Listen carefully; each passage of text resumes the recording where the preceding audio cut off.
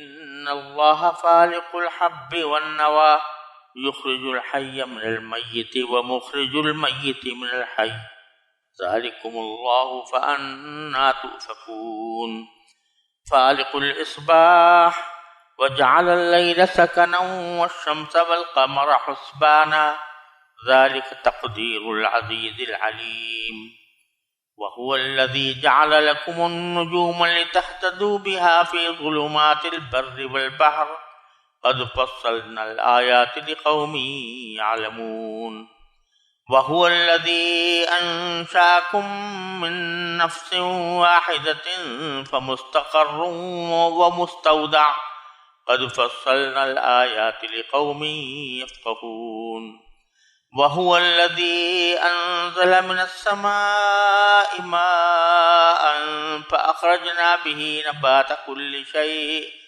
فأخرجنا منه خضرا نخرج منه حبا متراكبا ومن النخل من طلعها قنوان دانية وجنات من أعناب والزيتون والرمان مشتبها غير متشابه وانظروا إلى ثمره إذا أثمر وينعه إن في ذلكم لآيات لقوم يؤمنون وجعلوا لله شركاء الجن وخلقهم وخرقوا له بنين وبنات بغير علم سبحانه وتعالى عما يصفون بديع السماوات والأرض أنى يكون له ولد ولم تكن له صاحبة وخلق كل شيء وهو بكل شيء عليم ذلكم الله ربكم لا إله إلا هو خالق كل شيء فاعبدوه وهو على كل شيء وكيل لا تدركه الأبصار وهو يدرك الأبصار وهو اللطيف الخبير قد جاءكم بصائر من ربكم ومن أبصر فلنفسه ومن عمي فعليها وما أنا عليكم بحفيظ وكذلك نصرف الآيات وليقولوا درست ولنبينه لقوم يعلمون اتبع ما أوحي إليك من ربك لا إله إلا هو وأعرض عن المشركين ولو شاء الله ما أشركوا وما جعلناك عليهم حفيظا وما أنت عليهم بوكيل. یہ سورہ انعام کی آیت نمبر 95 سے آیت نمبر 107 تک میں نے آپ کے سامنے تلاوت کی ہیں. ان آیات سے پہلے آپ نے دیکھا کہ اللہ تبارک و تعالی نے مشرکین کے مختلف عقیدوں اور ان کی طرف سے پیش کیے ہوئے اشکالات کا جواب دیا ہے اور ان کو آخرت کی فکر دلانے کے لیے آخرت کے مناظر کا بھی ذکر فرمایا ہے. اب اللہ تبارک و تعالی مثبت انداز میں اپنی توحید کے دلائل ان آیات میں بیان فرما رہے ہیں اور مقصود یہ ہے کہ تمہارے سامنے جو کائنات بکھری پڑی ہے، چاہے وہ زمین میں ہو یا فضاؤں میں ہو یا آسمان پر ہو، ان میں سے ہر چیز ایسی ہے کہ اگر اس پر ذرا بھی انصاف کے ساتھ اور سمجھداری کے ساتھ غور کرو تو تمہیں پتہ چل جائے گا کہ اس کائنات کا ایک خالق ہے اور اس کے سوا اس کائنات کی تخلیق میں کوئی اور شریک نہیں ہے. اس مضمون کو مختلف آیات انفس اور آیات آفاق کے تحت اللہ تبارک و تعالیٰ نے آیات پہ بیان فرمایا ہے. پہلے میں اس کا ترجمہ پیش کرتا ہوں، اس کے بعد انشاءاللہ اس کی تشریح عرض کروں گا. ترجمہ یہ ہے کہ بے شک اللہ ہی دانے اور گٹھلی کو پھاڑنے والا ہے۔ وہ جاندار چیزوں کو بے جان چیزوں سے نکال لاتا ہے اور وہی بے جان چیزوں کو جاندار چیزوں سے نکالنے والا ہے۔ لوگوں، وہ ہے اللہ، پھر کوئی تمہیں بہکا کر کس اوندھی طرف لیے جا رہا ہے؟ وہی ہے جس کے حکم سے صبح کو پاؤں پھٹتی ہے اور اسی نے رات کو سکون کا وقت بنایا ہے اور سورج اور چاند کو ایک حساب کا پابند۔ یہ سب کچھ اس ذات کی منصوبہ بندی ہے جس کا اقتدار بھی کامل ہے، علم بھی کامل ہے، اور اسی نے تمہارے لیے ستارے بنائے ہیں تاکہ تم ان کے ذریعے خشکی اور سمندر کی تاریکیوں میں راستے معلوم کر سکو۔ ہم نے ساری نشانیاں ایک ایک کر کے کھول دی ہیں مگر ان لوگوں کے لیے جو علم سے کام لیں۔ وہی ہے جس نے تم سب کو ایک جان سے پیدا کیا، پھر ہر شخص کا ایک مستقر ہے اور ایک امانت رکھنے کی جگہ۔ ہم نے ساری نشانیاں ایک ایک کر کے کھول دی ہیں ان لوگوں کے لیے جو سمجھ سے کام لیں۔ اور اللہ وہی ہے جس نے تمہارے لیے آسمان سے پانی برسایا، پھر ہم نے اس کے ذریعے ہر قسم کی کوپلیں اگائیں۔ ان کوپلوں سے ہم نے سبزیاں پیدا کی جن سے ہم تہ پر تہ دانے نکالتے ہیں، اور کھجور کے گابھوں سے پھلوں کے وہ گچھے نکلتے ہیں جو پھل کے بوجھ سے جھکے جاتے ہیں۔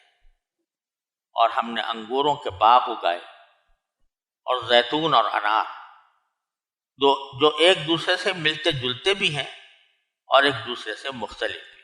جب یہ درخت پھل دیتے ہیں تو ان کے پھلوں اور ان کے پکنے کی کیفیت کو غور سے دیکھو۔ لوگوں، ان سب چیزوں میں بڑی نشانیاں ہیں ان لوگوں کے لیے جو ایمان لائے۔ اور لوگوں نے جنات کو اللہ کے ساتھ خدائی میں شریک قرار دے لیا ہے، حالانکہ اللہ ہی نے ان کو پیدا کیا اور سمجھ بوجھ کے بغیر اس کے لیے بیٹے اور بیٹیاں تراش رکھی۔ حالانکہ اللہ کے بارے میں جو باتیں یہ بناتے ہیں وہ ان سب سے پاک اور بالا و برتر ہے۔ وہ تو آسمانوں اور زمین کا موجد ہے، اس کا کوئی بیٹا کہاں ہو سکتا ہے جبکہ اس کی کوئی بیوی نہیں۔ اسی نے ہر چیز پیدا کی ہے اور وہ ہر چیز کا پورا پورا علم رکھتا ہے۔ لوگوں، وہ ہے اللہ جو تمہارا پالنے والا ہے، اس کے سوا کوئی معبود نہیں۔ وہ ہر چیز کا خالق ہے، لہذا اس کی عبادت کرو۔ وہ ہر چیز کی نگرانی کرنے والا ہے، نگاہیں اس کو نہیں پا سکتی اور وہ تمام نگاہوں کو پا لیتا ہے۔ اس کی ذات اتنی ہی لطیف ہے اور وہ اتنا ہی باخبر ہے۔ اے پیغمبر، ان لوگوں سے کہو کہ تمہارے پاس تمہارے پروردگار کی طرف سے بصیرت کے سامان پہنچ چکے ہیں۔ اب جو شخص آنکھیں کھول کر دیکھے گا وہ اپنا ہی بھلا کرے گا، اور جو شخص اندھا بن جائے گا وہ اپنا ہی نقصان کرے گا، اور مجھے تمہاری حفاظت کی ذمہ داری نہیں سونپی گئی ہے۔ اسی طرح ہم آیتیں مختلف طریقوں سے بار بار واضح کرتے ہیں تاکہ تم انہیں لوگوں تک پہنچا دو، اور بالآخر یہ لوگ تو یوں کہیں کہ تم نے کسی سے سیکھا ہے، اور جو لوگ علم سے کام لیتے ہیں ان کے لیے ہم حق کو آشکار کرتے ہیں۔ اے پیغمبر، تم پر تمہارے پروردگار کی طرف سے جو وحی بھیجی گئی ہے تم اسی کی پیروی کرو، اس کے سوا کوئی معبود نہیں ہے۔ اور جو لوگ اللہ کے ساتھ شرک کرتے ہیں ان سے بے پرواہ ہو جاؤ۔ اگر اللہ چاہتا تو یہ لوگ شرک نہ کرتے۔ ہم نے نہ تمہیں ان کی حفاظت پر مقرر کیا ہے اور نہ تم ان کے کاموں کے ذمہ دار ہو۔ ان آیات میں جیسا کہ میں نے عرض کیا، اللہ تبارک و تعالیٰ نے کائنات میں پھیلی ہوئی ان نشانیوں کی طرف توجہ دلائی ہے جن پر اگر انسان انصاف سے غور کرے تو اللہ تعالیٰ کی عظمت اور اللہ تعالیٰ کے وجود اور اس کی توحید پر اس میں طرح طرح کے دلائل موجود ہیں۔ سب سے پہلے جو بات ان آیات میں فرمائی گئی کہ وہ یہ ہے کہ اللہ تعالیٰ دانے اور گٹھلی کو پھاڑنے والا ہے۔ یہاں اللہ تبارک و تعالیٰ نے یہ نہیں فرمایا کہ اللہ دانے کو اور گٹھلی کو پیدا کرنے والا ہے، بلکہ یہ فرمایا کہ دانے اور گٹھلی کو پھاڑنے والا ہے۔ فالق کے معنی ہوتے ہیں پھاڑنے والا۔ تو یہاں ایک خاص حقیقت کی طرف اللہ تبارک و تعالیٰ نے ہمیں متوجہ کیا ہے کہ جتنی غذائیں تم کھاتے ہو، اگر دیکھا جائے تو ان میں سے بیشتر وہ ہیں جو زمین سے پیدا ہوتی ہیں۔ اور جیسے اناج وغیرہ ہے، وہ کوئی دانہ زمین میں ڈالا جاتا ہے، اس سے پیدا ہوتی ہے۔ اور جو پھل ہیں جن کو آدمی لذت کے لیے کھاتا ہے، عام طور سے وہ کوئی گٹھلی بوئی جاتی ہے اور اس سے پھر وہ درخت پیدا ہوتا ہے۔ تو اللہ تبارک و تعالیٰ ہمیں اس طرف متوجہ فرما رہے ہیں کہ ذرا غور کرو کہ وہ دانہ کس طرح پھٹتا ہے اور وہ گٹھلی کس طرح پھٹ کر ایک پودے میں تبدیل ہوتی ہے۔ یہ اللہ تبارک و تعالیٰ کا بنایا ہوا نظام ہے کہ انسان کا کام، انسان کے بس میں یہ نہیں ہے کہ کوئی چیز پیدا کر دے۔ زیادہ سے زیادہ اس کا کام یہ ہوتا ہے کہ زمین کو ہموار کر دے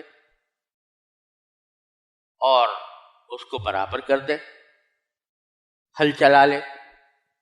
لیکن جب زمین میں دانہ بویا جاتا ہے یا گٹھلی بوئی جاتی ہے تو انسان کا کام ختم ہو گیا۔ اب وہ دانہ کس طرح پرورش پاتا ہے، وہ گٹھلی کس طرح آگے بڑھتی ہے، اس کے اوپر اگر غور کرو تو یہ حقیقت واضح ہو جائے گی کہ کوئی ذات ہے جو بڑی عظمت والی ہے، جو بڑی قدرت والی ہے، جو اس کو پروان چڑھا رہی ہے۔ آپ ذرا اس پر غور کریں کہ ایک گٹھلی اگر بوئی گئی یا دانہ بویا گیا تو زمین کے اندر اس گٹھلی کو یا دانے کو پھاڑا جاتا ہے۔ ہم نے تو زمین میں بو دیا، ایک گٹھلی بو دی، ایک دانہ بو دیا، لیکن اس دانے کو اللہ تبارک و تعالیٰ اس طرح پھاڑتے ہیں کہ اس کے پیٹ سے دو قسم کی کونپلیں نکلتی۔ ایک کونپل وہ ہے جو اوپر کی طرف ہوتی ہے، یعنی اوپر زمین کی طرف اس کا رخ ہوتا ہے، اور ایک کونپل ایسی ہے جو نیچے کی طرف ہوتی ہے، جس کا رخ زمین کے اندرونی حصوں کی طرف ہوتا ہے۔ اب جو کونپل کے اوپر کی طرف رخ کیے ہوئے ہوتی ہے، وہ اس طرح بڑھتی ہے اللہ تبارک و تعالیٰ کے فضل و کرم سے، اس کی قدرت سے، اس کی حکمت سے، کہ وہ آگے بڑھ کر ایک پودے کی سی شکل اختیار کر لیتی ہے۔ پہلے تو وہ ایک چھوٹی سی ننھی سی ایک نبات ہوتی ہے اور وہ زمین کا پیٹ پھاڑ کر باہر نکلتی۔ زمین جو اتنی بھاری ہے اور ثقیل ہے، اس کا کتنا بوجھ ہے، لیکن چھوٹی سی کونپل اس کا پیٹ پھاڑ کر اوپر نکل کے آتی۔ عجیب معاملہ ہے کہ اگر کوئی شخص زمین کے اندر کوئی چیز اوپر سے ڈالے تو وہ کشش کے نتیجے میں نیچے، وہ زمین کی کشش اس کو نیچے کی طرف لے جاتی ہے۔ لیکن یہاں معاملہ الٹا ہے کہ وہ کونپل بجائے اس کے کہ وہ زمین کے اندر مڑ کر اندر چلی جائے، وہ اوپر کی طرف اٹھتی ہے، اور اوپر اٹھنے کے وقت زمین کا جو جسم ہے، بوجھل جسم ہے، وہ اس کو پھاڑ کر اوپر نکل آتی ہے۔ حالانکہ وہ اتنی ننھی ہے، اتنی نازک ہے کہ اگر کوئی ایک انگلی سے بھی اس کے اوپر ڈال دے، وہ ایک انگلی کا بوجھ بھی ڈال دے تو وہ مسلی جائے گی۔ لیکن وہی کونپل اتنے وزنی زمین کو پھاڑ کر اوپر نکل آتی ہے۔ ایک عمل تو یہ ہوتا ہے۔ دوسرا عمل یہ ہوتا ہے کہ اسی گٹھلی کے نچلے حصے سے جو کونپل نکلی تھی، وہ بجائے زمین کے اوپر نکلنے کے وہ زمین کے اندر جاتی ہے، وہاں بھی یہ مظاہرہ ہوتا ہے کہ ایک انتہائی نازک کونپل وہ زمین کے سارے جسم کو، چاہے وہ کتنا ہی سخت ہو، اس کو پھاڑ کر نیچے جاتی ہے، اور نیچے جا کر اس سے رگیں نکلتی ہیں، اور رگیں جو ہیں وہ جڑوں کی شکل میں زمین کے اندر محفوظ ہو جاتی ہیں۔ انہی جڑوں کی وجہ سے آگے جا کر درخت قائم ہوتا ہے۔ تو اللہ تعالیٰ فرما رہے ہیں کہ ذرا اس پر غور کرو کہ یہ جو ایک کونپل اوپر جا رہی ہے اور اوپر کی طرف زمین کو پھاڑ کر باہر نکل رہی ہے، ایک کونپل نیچے جا رہی ہے اور نیچے جا کر وہ مختلف رگیں بنا کر وہ زمین میں مستقر ہو جاتی ہے، تو یہ کیسے ہو رہا ہے؟ خود بخود ہو رہا ہے۔ اگر آپ یہ کہیں کہ یہ کوئی ان دونوں کی طبیعت کا تقاضا یہی ہے، تو طبیعت کا تقاضا اگر اوپر جانے والی کونپل کا یہ ہے کہ وہ اوپر جائے اور نیچے جائے، حالانکہ دونوں ایک ہی قسم کی ہیں اور دونوں کی نزاکت ایک ہی جیسی ہے، اس کے باوجود زمین کا وہ پیٹ پھاڑتی ہیں اور یا اوپر جاتی ہیں یا نیچے جاتی ہیں۔ تو اس سے معلوم ہوتا ہے کہ یہ محض کسی اچانک خود بخود نہیں ہو گیا، بلکہ کوئی خالق و مالک ہے جو ان گٹھلیوں کو اور ان دانوں کو پھاڑ کر وہ کونپل بناتا ہے، کونپل سے پودا بنتا ہے، پودے سے درخت، اور درخت کی پھر شاخیں ہوتی ہیں، اس کے اوپر پتے آتے ہیں، اس پر پھل یا پھول آتے ہیں۔ یہ سارا کچھ جو نظام ہے وہ خود بخود نہیں ہو سکتا، یہ کسی پیدا کرنے والے کی کاریگری ہے۔ تو اس کی طرف اللہ نے توجہ دلائی کہ اللہ، بے شک اللہ ہی دانے اور گٹھلی کو پھاڑنے والا ہے۔ پھر دوسری صفت یہ بیان فرمائے کہ یخرج الحی من المیت ومخرج المیت من الحی۔ یہ بات بھی قرآن کریم نے کئی جگہ ذکر کی ہے کہ اللہ تبارک و تعالیٰ ہی ہے جو جاندار چیزوں کو بے جان چیزوں سے نکال لاتا ہے، یخرج الحی من المیت، اور وہی مخرج المیت من الحی، یعنی بے جان چیزوں کو جاندار چیزوں سے نکال لے۔ اس کی بہت سی مثالیں دی جا سکتی ہیں۔ مثلا بظاہر جو انسان کے جسم میں جو مادہ تولید ہوتا ہے، یعنی نطفہ، وہ بے جان ہوتا ہے، یعنی اپنے ذات میں وہ بے جان ہے، لیکن جب وہ ماں کی رحم میں پہنچتا ہے، عورت کے رحم میں پہنچتا ہے، تو وہ اس کے نتیجے میں ایک زندہ بچہ پیدا ہو۔ ایک انڈا ہے، وہ بے جان ہے، لیکن جب اس کو سیا جاتا ہے تو اسی انڈے سے ایک بچہ نمودار ہو جاتا ہے، تو بے جان سے جاندار چیز نکل رہی ہے۔ اور زندہ آدمی سے یا زندہ جاندار چیز سے بے جان چیز اللہ تعالیٰ نکال لاتا ہے۔ وہ اس کی مثال یہ ہے کہ مرغی ہے اور وہ پھر انڈا دے دیتی ہے۔ مرغی جاندار تھی، اس سے بے جان چیز انڈا نکل آیا۔ اس سے اس طرف بھی شاید اشارہ ہے کہ جتنے دنیا بھر کے فلاسفہ ہیں یا سائنسدان ہیں، وہ ایک پرانے سوال کو صحیح اور اطمینان بخش طریقے سے کوئی حل نہیں کر سکا کہ مرغی پہلے پیدا ہوئی تھی یا انڈا پہلے پیدا ہوا تھا۔ بظاہر تو ایک سادہ سا سوال ہے، لیکن ایسا سوال ہے کہ جس کا کوئی قطعی جواب عقل کے پاس یا سائنس کے پاس یا فلسفے کے پاس موجود نہیں ہے۔ اگر یہ کہیں کہ مرغی پہلے پیدا ہوئی تو وہ مرغی کہاں سے آ گئی؟ اگر کہیں کہ انڈا پہلے پیدا ہوا تھا تو وہ انڈا کہاں سے آ گیا؟ تو یہاں اللہ تبارک و تعالیٰ فرما رہے ہیں کہ اس کا واحد جواب یہ ہے کہ اللہ تعالیٰ نے پہلے پیدا کر دیا مرغی کو اور اس سے انڈا نکال دیا، تو جاندار چیز سے ایک بے جان چیز نکال دی، پھر اس بے جان سے پھر جاندار نکال دیا۔ اگر اللہ تعالیٰ پر ایمان نہ ہو تو اس سوال کا کوئی جواب، ایسا جواب جو انسانوں کو مطمئن کر سکے، ممکن نہیں ہے۔ تو اللہ تعالیٰ فرما رہے ہیں کہ یہ ہماری قدرت اور حکمت کو دیکھو کہ ہم جاندار سے بے جان چیزیں نکال لیتے ہیں، بے جان سے جاندار نکال لیتے ہیں۔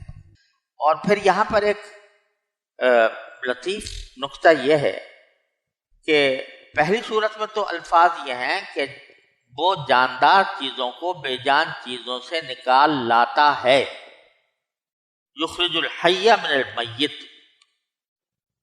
اور پھر آگے یہ ہے کہ وہی بے جان چیزوں کو جاندار چیزوں سے نکالنے والا ہے، ومخرج المیت من الحی۔ تو پہلے جملے میں اللہ تعالیٰ کے ایک عمل کا ذکر ہے اور دوسرے میں اس کی قدرت کا ذکر ہے۔ تو پہلی صورت میں اس لیے کہا گیا کہ یہ کارروائی کہ باری تعالیٰ زندہ سے میت کو نکالتا ہے، یہ عمل باری تعالیٰ کا متواتر طور پر جاری ہے، اور میت سے یعنی بے جان چیز سے جاندار چیز سے نکالنا یہ اللہ تعالیٰ کی قدرت میں ہے، جب چاہتا ہے ہو جاتا ہے۔ ابتدا میں سب سے پہلے اگر دیکھا جائے تو اللہ تبارک و تعالیٰ نے مثلا کسی حضرت آدم علیہ السلام کو پیدا کیا تو میت سے یعنی مٹی سے بے جان چیز سے اللہ تعالیٰ نے ایک زندہ وجود نکال دیا، ابتدا وہاں سے ہوئی تھی، اور یہ سلسلہ قیامت تک جاری رہے گا۔ اور ساتھ میں ایک جاندار چیز سے بے جان چیز کا نکالنا یہ باری تعالیٰ کی قدرت میں ہے، اور وہ ایسا کرتا بھی ہے، لیکن جس تسلسل کے ساتھ پہلا عمل ہے اس میں تسلسل ہے، اس میں تواتر ہے، اس میں استقلال ہے، اور دوسرا میں تواتر اس درجہ نہیں ہے، بلکہ یہ اللہ تعالیٰ کی قدرت پر اور حکمت پر موقوف ہے۔ اس لیے وہاں صیغہ فعل کا استعمال فرمایا ہے اور دوسری جگہ فاعل ہے۔ پھر فرمایا ذالکم اللہ، لوگوں یہ ہے اللہ۔ یہ قرآن کریم کی ایک اور عربی زبان کی یہ خاص خصوصیت ہے کہ اس میں جو اسم اشارہ ہوتا ہے، کس چیز کی طرف اشارہ کرنا، تو جس چیز کی طرف اشارہ کیا جاتا ہے اس کے مفرد یا جمع ہونے پر تو لحاظ ہوتا ہی ہے، لیکن جن لوگوں کو اشارہ کیا جا رہا ہے ان کے لحاظ سے بھی ضمیر لائی جاتی ہے۔ اگر مخاطب ایک ہے تو ذالکا کہیں گے، اگر دو ہیں تو ذالکما کہیں گے، اگر دو سے زیادہ ہیں تو ذالکم کہیں گے۔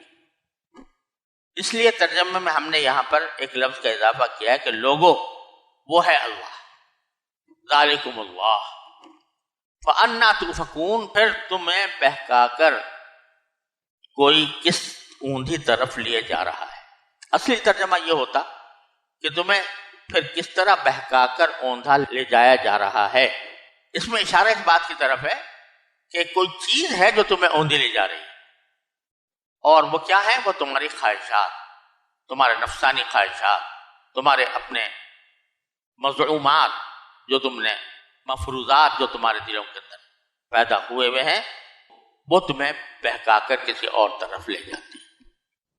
فالق الاصباح، پھر فرمایا کہ باری تعالیٰ وہی ہے جس کے حکم سے صبح کو پو پھٹتی۔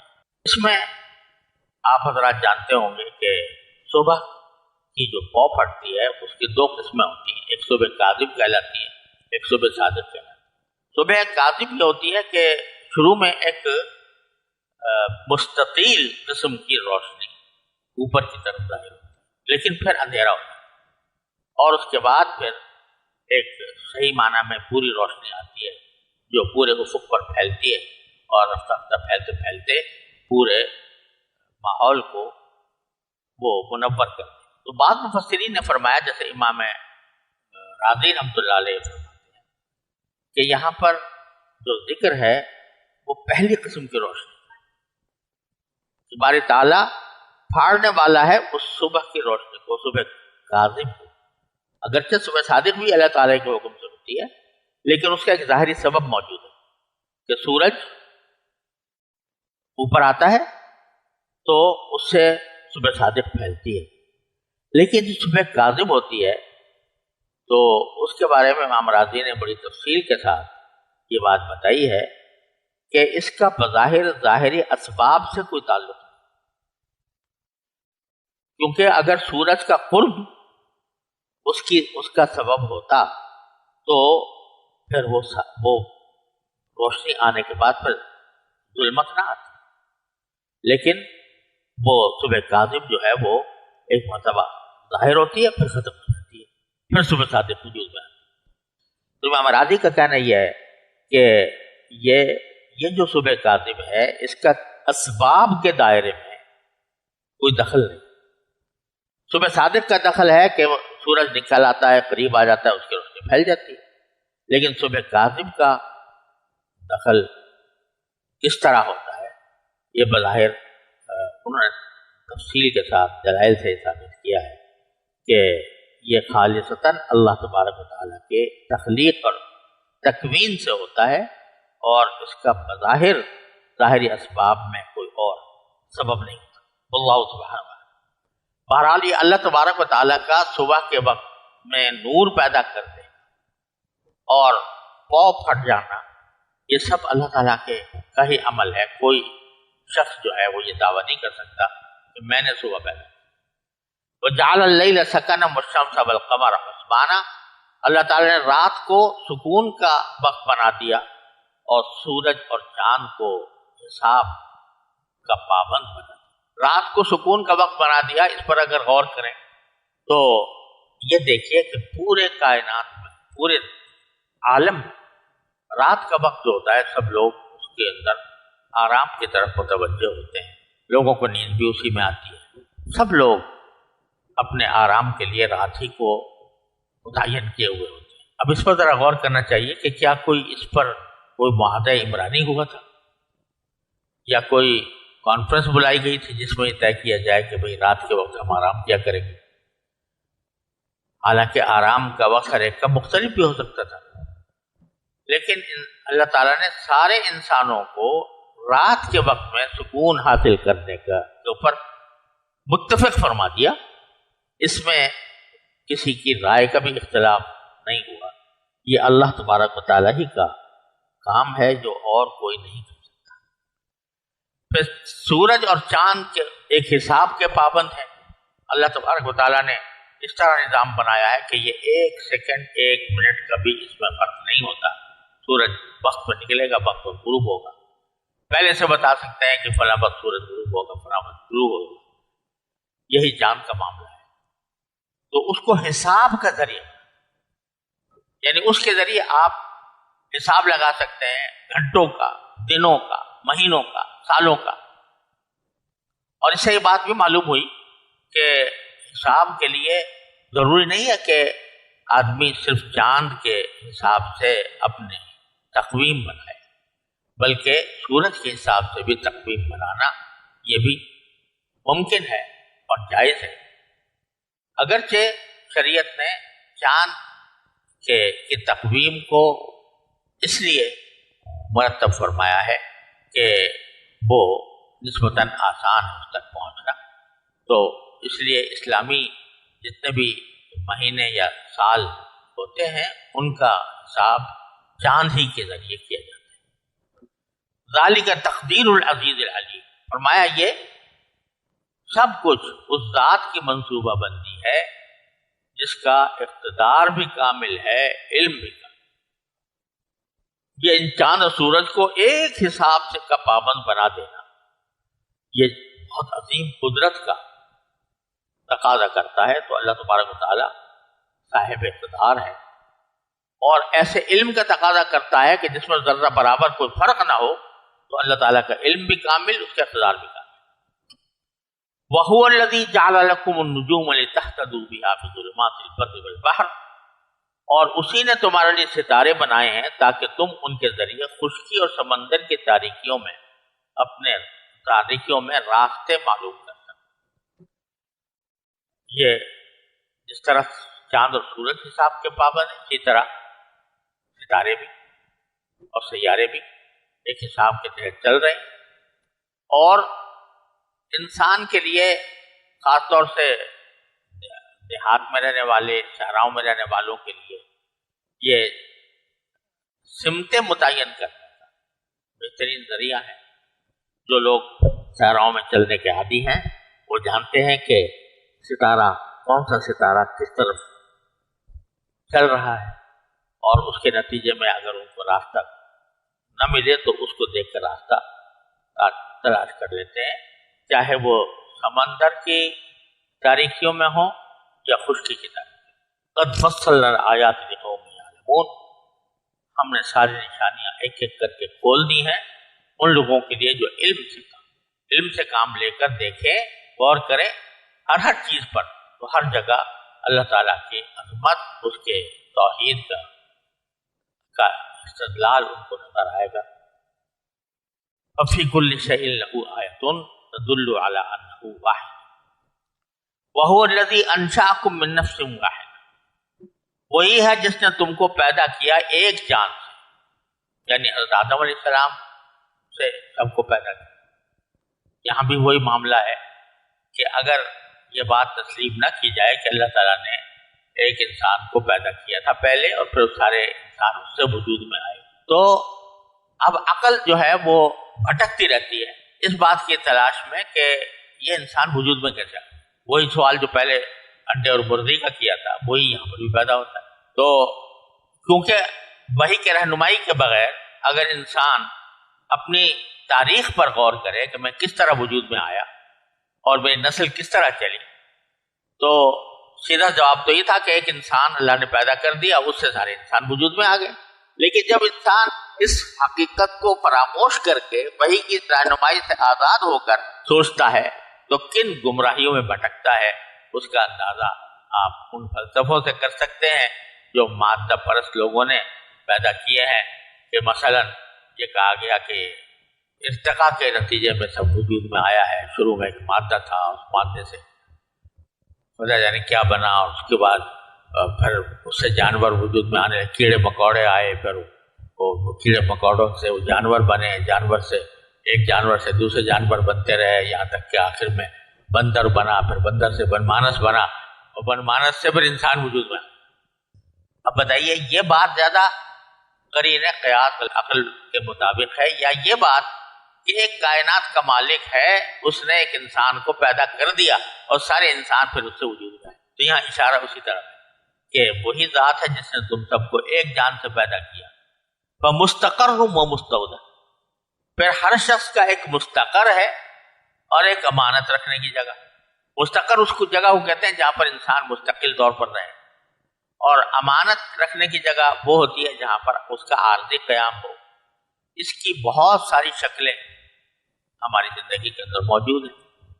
اگر شروع سے دیکھا جائے تو انسان کس طرح پیدا ہوتا ہے کہ پہلے نطفہ انسان مرد کے صلب میں موجود ہے اور وہ مستقر ہے، وہیں پر وہ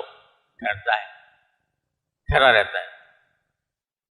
پھر جب وہ ماں کے پیٹ میں منتقل ہوتا ہے تو ایک محدود مدت کے لیے ہوتا ہے، وہ امانت رکھا ہوتا ہے، یہاں تک کہ جب امانت کی مدت گزر جاتی ہے تو پھر بچہ پیدا ہو جاتا ہے۔ اسی طرح یہ بھی کہا جا سکتا ہے کہ انسان جو ہے وہ اس وقت مستقر ہے، اس کا دنیا ہے، دنیا میں رہے گا جب تک اللہ تعالیٰ چاہتا ہے، مستقل اس کا مستقر یہی ہے۔ لیکن جب اس کی زندگی کا وقت ختم ہو جاتا ہے تو وہ قبر میں چلا جاتا ہے۔ قبر جو ہے وہ امانت کی جگہ ہے، ایک گزر سے امانت کے طور پر رہے گا، پھر آخرت میں چلا جائے گا۔ تو ہر چیز میں دیکھا جا سکتا ہے کہ ایک وقت تک اس کا ٹھکانہ ہوتا ہے اور کبھی اس کو کسی جگہ عارضی طور پر قیام کرنا۔ تو اس میں بھی اللہ تعالیٰ کی نشانیاں ہیں کہ کس طرح وہ کسی چیز کا مستقر بناتا ہے، کس طرح کسی چیز کا مستودع بنا۔ ہم نے ساری قد فصلنا الآیات لقوم یفقہون، دوبارہ فرمایا کہ ہم نے ساری نشانیاں ایک ایک کر کے کھول دی ہیں ان لوگوں کے لیے جو سمجھ سکا۔ پہلے علم کی بات کی تھی، اب سمجھ کی بات، کہ پہلے کہا تھا کہ جو علم سے کام ہے، اور پھر کہا سمجھ سے کام ہے، یعنی صرف علم کافی نہیں ہے بلکہ علم کو کے تحت تک پہنچنے کے لیے سمجھ بھی ضروری ہے۔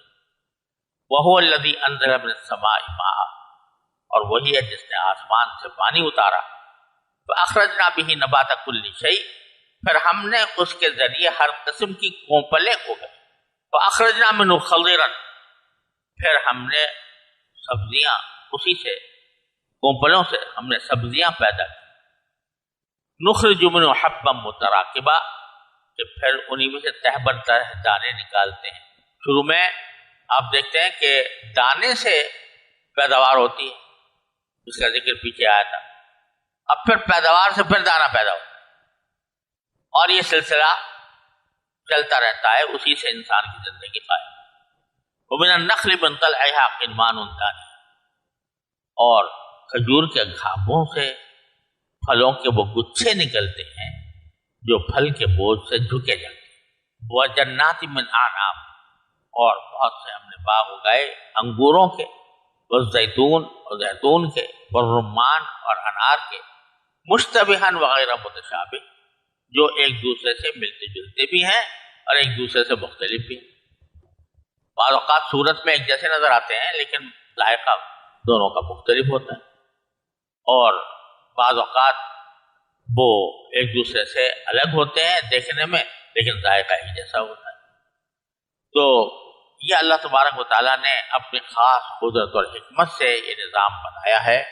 اب یہ کہ وہی پانی ہے، ایک دانے کو دانا بھی یا گٹھلی بھی ایک اسی جیسی ہے، اس پر ہوائیں بھی ویسی چل رہی ہیں، سورج بھی اس کی اپنی کرنیں نشاور کر رہا ہے، چاند بھی اپنے کے اوپر شروع ہو رہا ہے، سب ایک جیسا، لیکن اس کے اقسام مختلف ہو جاتے ہیں، کوئی انار بن گیا، کوئی زیتون بن گیا، کوئی کھجور بن گیا۔ باری تعالیٰ فرماتے ہیں انظروا الی ثمرہ اذا اثمر وینعم، کہ پھلوں اور ان کے پکنے کی کیفیت کو غور سے دیکھو کہ کس طرح پھل پکتا ہے۔ کوئی انسان نے مشین لگائی ہوئی ہے کہ جس کے ذریعے وہ پھل جو ہے پہلے نمودار ہو اور پھر اس کے بعد پھر اس کے اوپر رنگ آئے مختلف اور پھر جا کر وہ پکے۔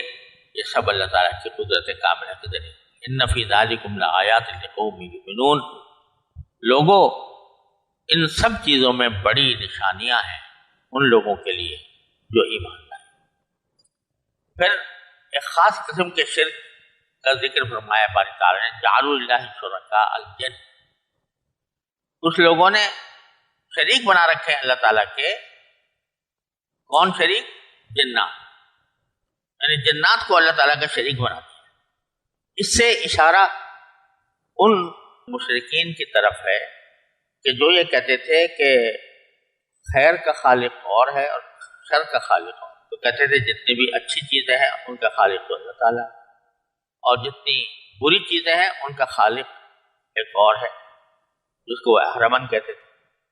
اللہ تعالیٰ کو کہتے تھے کہ صرف خیر پیدا کرتا ہے اور اس کا نام یزداں ہے، اور جو شر پیدا کرتا ہے اس کا نام اہرمن ہے۔ تو انہوں نے کیا کیا کہ شر کے کا خالق قرار دے دیا شیطان، جو جنات، تو انہوں نے اللہ کے شرکا بنائے جنات کی شکل میں کہ یہ شر پیدا کرتا ہے۔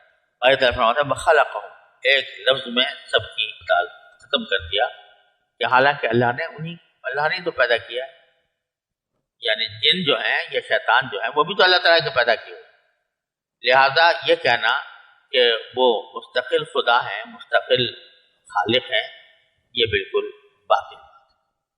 وَخَرَقُوا لَهُ بَنِينَ وَبَنَاتٍ بِغَيْرِ عِلْمٍ، اور لوگوں نے جنات کو اللہ کے ساتھ خدا میں شریک قرار دے دیا اور سمجھ بوجھ کے بغیر اس کے لیے بیٹے اور بیٹیاں تراش لی۔ بیٹا تو حضرت عیسیٰ علیہ السلام کو بیٹا کہتے تھے نصرانی، اور ملائکہ کو کہتے تھے مشرکین عرب، ملائکہ کو کہتے تھے کہ یہ اللہ کی بیٹیاں ہیں۔ سبحانہ و تعالی عما یصفون، حالانکہ اللہ کے بارے میں جو باتیں یہ بناتے ہیں وہ ان سب سے پاک اور بالا و برتر ہے۔ کیوں؟ بدیع السماوات والارض، اس لیے کہ وہ تو آسمانوں اور زمین کا موجد ہے، وہ عدم سے وجود میں لانے والا ہے۔ تو انا یکون لہ ولد، اس کے لیے اولاد کیسے ہو سکتی ہے؟ ولم تکن لہ صاحبہ، جبکہ اس کی کوئی بیوی بھی نہیں۔ تو اولاد کی ضرورت اس کو ہوتی ہے کہ جو حاجت مند ہو۔ اللہ تعالیٰ ہر قسم کی حاجت سے مبرہ ہے، لہٰذا اس کا بیٹا کیسے ہو سکتا ہے اور اس کی بیوی کیسے ہو سکتی ہے؟ یعنی دو حال سے خالی نہیں کہ یا تو یہ کہیں کہ وہ بیٹا جو ہے وہ خود بھی خدا ہے. اگر خدا ہے تو دوسرے نے پیدا کیسے کیا اس کو؟ اور اگر کہیں کہ وہ مخلوق ہے اللہ تعالیٰ کی، تو مخلوق اس لیے پیدا کی جاتی ہے کہ وہ اپنے خالق کے لیے کوئی نفع کا سبب بنے، اس کی کوئی حاجت پوری کرے. اللہ تبارک و تعالیٰ کو کسی بیٹے کی بیٹی کی حاجت نہیں ہے، نہ بیوی کی حاجت ہے کہ اس بیوی کی حاجت ان لوگوں کو ہوتی ہے کہ جو اپنے دل میں کچھ جنسی خواہشات رکھتے ہیں اور ان کو اپنی زندگی کے لیے ایک ہم سفر کی ضرورت ہوتی ہے. اللہ تبارک و تعالیٰ اس سب سے بے نیاز ہے. وَخَلَقَ كُلَّ شَيْءٍ، اللہ نے تو ہر چیز پیدا کی ہے، لہذا اس کو نہ بیٹے کی ضرورت ہے نہ بیٹی کی. وَهُوَ بِكُلِّ شَيْءٍ عَلِيمٌ، اور وہ ہر چیز کو جانتا ہے. بیٹے کے بعض اوقات بیٹے کی یا بیٹی کی ضرورت اس لیے ہوتی ہے کہ بہت سی باتیں ایسی ہیں کہ جو بچے زیادہ سمجھ جاتے ہیں باپ کے مقابلے میں، لیکن اللہ تعالیٰ کو ہر چیز کا علم ہے. ذَلِكُمُ اللَّهُ رَبُّكُمْ، پھر دہرایا کہ لوگو وہ ہے اللہ جو تمہارا پالنے والا ہے.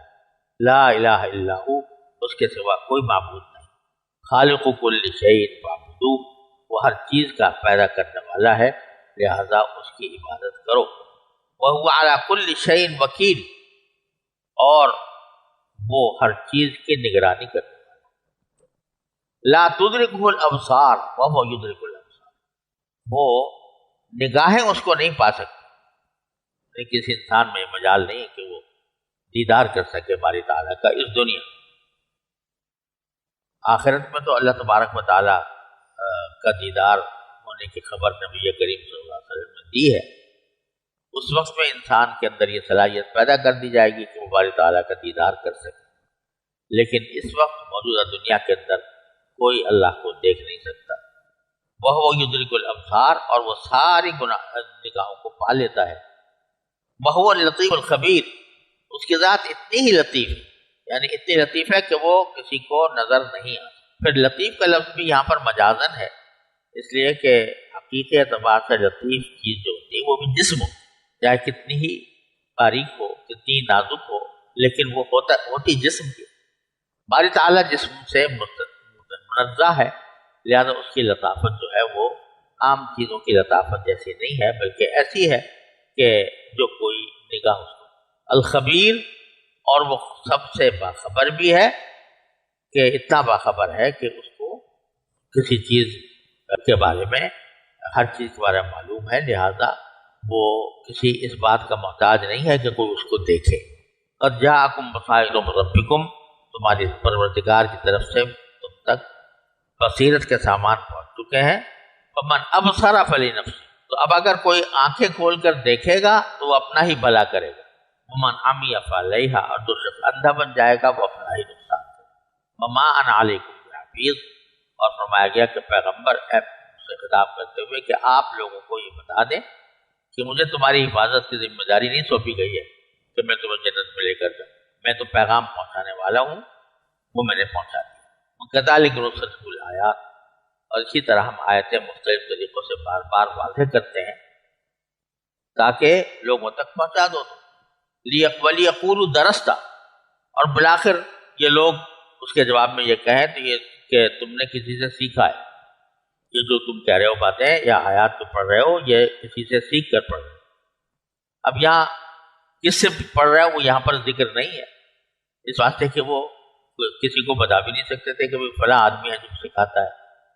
ایک لوہار تھا جس کی طرف بعض اوقات کچھ لوگ یہ بات منسوخ کرتے تھے کہ وہ حضور کو سکھاتا ہے، حالانکہ بالکل مذاق خیز بات تھی. اس کا ذکر آگے انشاءاللہ سورہ نحل میں آئے گا. وَلِنُبَيِّنَهُ لِقَوْمٍ يَعْلَمُونَ، اور تاکہ ہم یہ باتیں لوگوں کو پر آشکار کر دیں، ان لوگوں کے لیے جو علم سے کام. اتبع ما اوحی الیک من ربک، اب نبی کریم صلی اللہ علیہ وسلم کو تسلی ہے کہ آپ تو اپنے پروردگار کی طرف سے جو وحی بھیجی گئی ہے اسی کی پیروی کرتے رہیں. لا الہ الا ہو، اس کے سوا کوئی معبود نہیں ہے. اور وَأَعْرِضْ عَنِ الْمُشْرِكِينَ، اور جو لوگ اللہ کے ساتھ شرک کرتے ہیں ان سے بے پرواہ ہو جاؤ. یہ اس لیے کہا جا رہا ہے کہ رسول کریم صلی اللہ علیہ وسلم کو بہت غم ہوتا تھا کہ یہ لوگ شرک میں مبتلا ہیں اور میں ان کو توحید کی طرف نہیں لا سکا، تو اس کی تسلی کے لیے فرمایا کہ جب ایک مرتبہ آپ نے پیغام پہنچا دیا تو ان سے بے پرواہ ہو جائے۔ وَلَوْ شَاءَ اللَّهُ مَا أَشْرَكُوا، اگر اللہ چاہتا تو یہ شرک نہ کرتے، یعنی اگر اللہ تعالیٰ چاہتا تو سبھی کو موحد بنا دیتا، لیکن یہ مقصد تخلیق کے خلاف تھا۔ یہ آزمائش کی دنیا ہے جس میں یہ آزمانا ہے کہ کون ہے جو اپنی سمجھ سے کام لے کر دلائل کے اوپر بھروسہ کر کے وہ اللہ تعالیٰ کی توحید کا قائل ہو اور شرک سے اپنے آپ کو بچائے۔ وَمَا جَعَلْنَاكَ عَلَيْهِمْ حَفِيظًا، اور ہم نے تمہیں ان کی حفاظت پر مقرر کیا ہے۔ وَمَا أَنْتَ عَلَيْهِمْ بِوَكِيلٍ، اور نہ تم ان کے کاموں کے ذمہ دار ہو، لہٰذا یہ جو صدمہ آپ کو پہنچ رہا ہے اس کی کوئی ضرورت نہیں ہے، آپ نے اپنا فریضہ ادا کر دیا۔ اگر جن میں سے جو ایمان لانا چاہیں گے ایمان لے آئیں گے، اور جن کی قسمت میں ایمان نہیں لکھا تو وہ بے شک اس سے اعراض کریں گے اور ایمان نہیں لائیں گے۔ وصلی اللہ تعالیٰ